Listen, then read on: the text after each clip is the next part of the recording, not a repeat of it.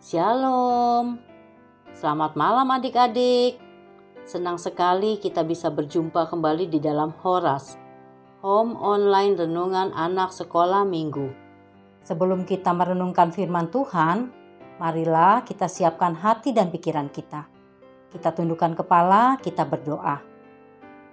Bapa kami yang baik, malam ini kami datang kepadamu dengan mengucap syukur karena Bapa sudah memelihara kami sepanjang hari ini.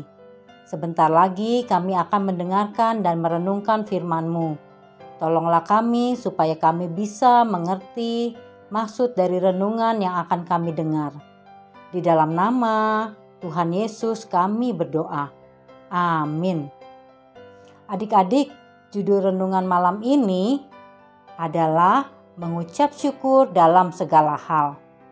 Firman Tuhannya diambil dari 1 Tesalonika 5 ayat 18 yang berbunyi, mengucap syukurlah dalam segala hal, sebab itulah yang dikehendaki Allah di dalam Yesus Kristus bagi kamu. Adik-adik, menurut kalian mudah atau tidak ya jika diperintahkan untuk mengucap syukur dalam segala hal? Seperti yang tertulis dalam firman Tuhan yang baru saja kita dengar.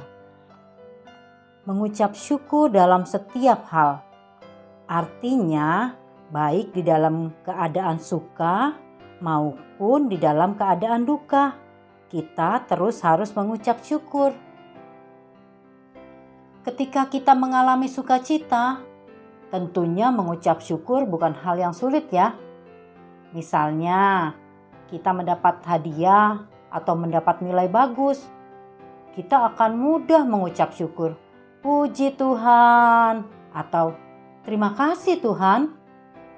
Tetapi ketika kita sedang merasa sedih, bagaimana mungkin kita bisa mengucap syukur? Misalnya, adik-adik sedang mengalami sakit, masih bisakah mengucap syukur? Atau ketika sepeda kesayangan hilang dicuri orang, apakah adik-adik tetap bisa mengucap syukur? Lalu, seandainya nilai ulangan adik-adik jelek dan teman-teman mengejek, masihkah ucapan syukur kepada Tuhan keluar dari mulut adik-adik?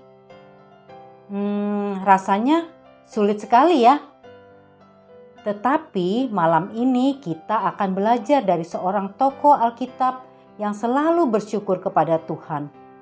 Walaupun sedang mengalami kesedihan yang hebat.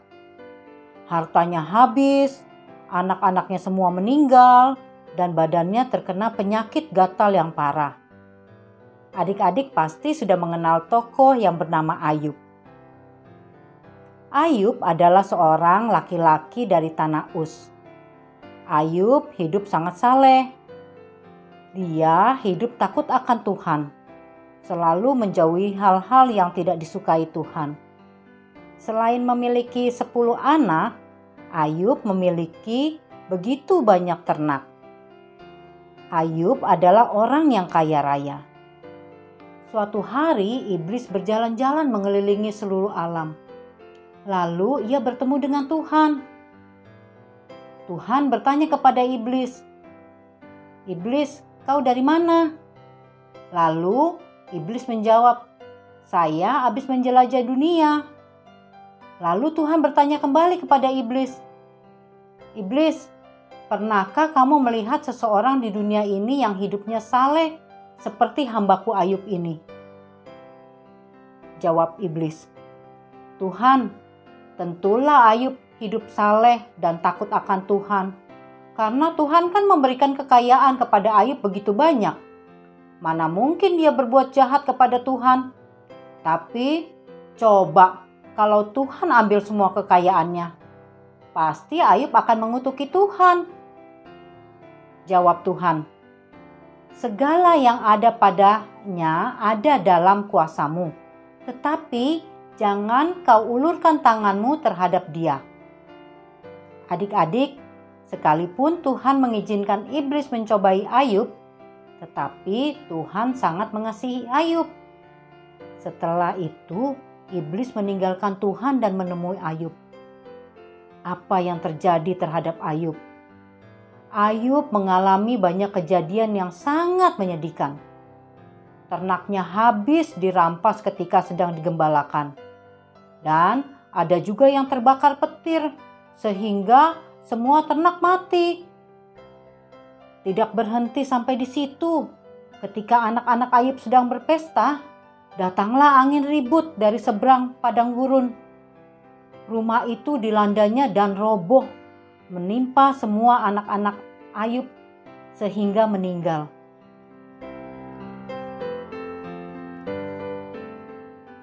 Hati Ayub merasa sedih melihat semua kejadian itu. Tetapi Ayub tidak satupun keluar dari mulutnya mengutuki Tuhan. Kesedihan Ayub belum selesai. Setelah semua anak-anak dan hewannya, ternak-ternaknya habis, Ayub mengalami sakit yang sangat parah. Kulitnya terkena penyakit barah dari ujung kepala sampai ujung kaki. Rasanya gatal sekali. Sampai-sampai Ayub duduk di atas abu yang panas supaya hilang rasa gatalnya dan menggaruknya dengan pecahan beling. Tetapi dari semua penderitaannya yang dialami, tidak pernah sedikit pun Ayub mengutuki Tuhan. Dia selalu bersyukur kepada Tuhan dalam setiap keadaan dan terus hidup saleh. Pada akhir ceritanya nanti, Tuhan memulihkan keadaan Ayub. Penyakitnya disembuhkan dan Tuhan menggantikan 2 kali lipat dari kekayaan Ayub yang sebelumnya. Dan Ayub mendapatkan kembali 10 anaknya. Nah, adik-adik, dari kisah Ayub kita belajar untuk selalu mengucap syukur, baik dalam keadaan susah maupun keadaan senang. Meskipun hal itu sulit dilakukan, tetapi dengan pertolongan Roh Kudus kita akan mampu melakukannya. Dengan bersyukur membuat hati kita semakin bahagia. Tuhan pasti menolong kita dan menyembuhkan kita, seperti apa yang telah dilakukannya kepada Ayub. Amin. Adik-adik, mari kita berdoa. Bapa kami yang baik, terima kasih Tuhan atas renungan malam hari ini yang mengingatkan kami untuk selalu bersyukur kepadamu dalam segala keadaan, baik dalam keadaan senang maupun dalam keadaan susah. Biarlah Roh Kudus Tuhan yang selalu memberi pertolongan dan memampukan kami untuk terus bersyukur kepadamu. Terima kasih Tuhan, di dalam nama Tuhan Yesus kami berdoa. Amin. Anak-anak, demikianlah renungan malam kita pada hari ini. Sampai jumpa kembali di Horas pada hari Rabu yang akan datang ya. Tuhan Yesus memberkati adik-adik semua.